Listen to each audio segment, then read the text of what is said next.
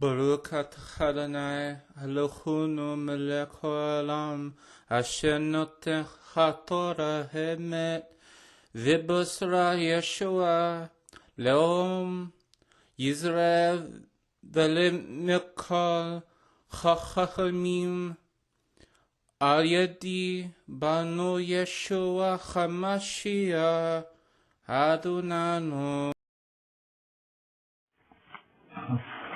Give thanks to Adonai for he is good, for his grace continues forever.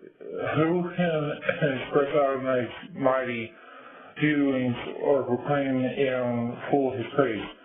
How happy are those who act justly, who always remember me, Adonai, when you show favor to your people. Keep me in mind when you save them, so I can see how well things are going with those whom you have chosen, so that I can rejoice in your nation's joy and glory in your heritage. Together we have sinned, done wrong, acted wickedly. Our ancestors in Egypt failed to grasp the meaning of your wonders. They did not keep in mind your great deeds of grace, but rebelled at the sea of Suf. Yet he saved them for his own name's sake, to make known his mighty power. He rebuked the sea of Suf, and it dried up. He led them through the depths as though a desert. He saved them from the power of the foe. The water closed over their adversaries. Not one of them was left. Then they believed his words and they sang his praise. But soon they forgot his deeds and would not wait for his counsel. In the desert they gave way insatiable greed. In the wastelands they put Adonai to the He gave them what they wanted, but sent meagerness into their souls. In the camp, they were jealous of Moshe and Aaron, Adonai's holy ones. The earth opened up and swallowed Dayton and closed over allies. Fire blazed out against the group, and flames consumed the wicked. And Herod, they fashioned a calf. They worshipped the calf's metal image.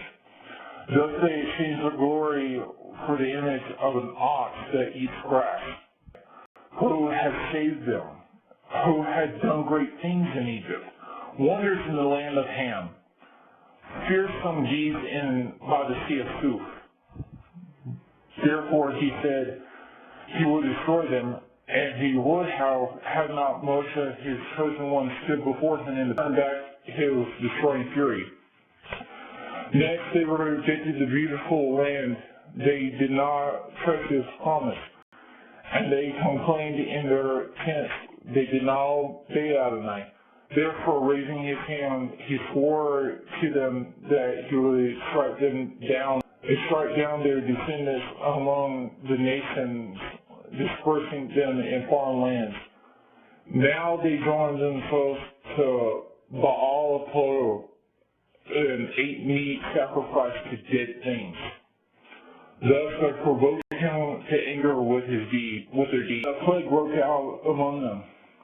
Then Technos stood up and executed judgment to the plague was. That was credited to him as righteousness through all generations forever.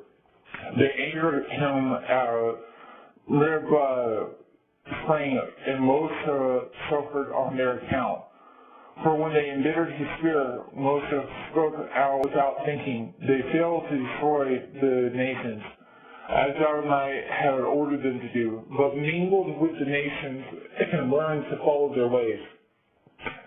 They went on to serve their idols, which became a snare for them.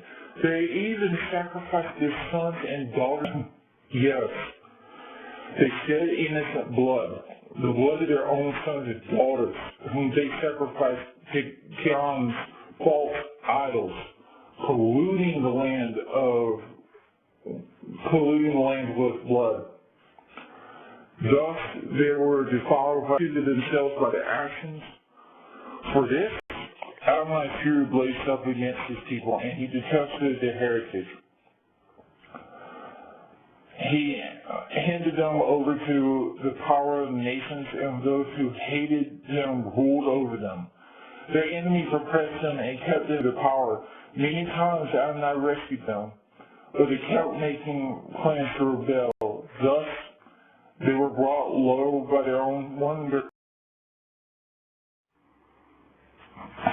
Still, he took pity on their distress wherever he heard their cry.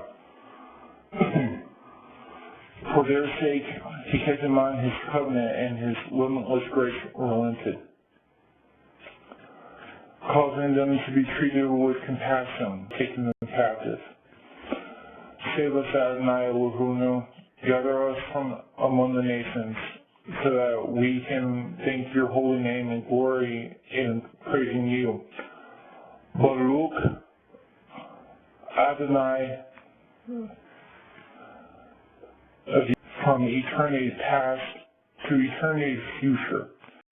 Now let all the people say, Amen, Alleluia.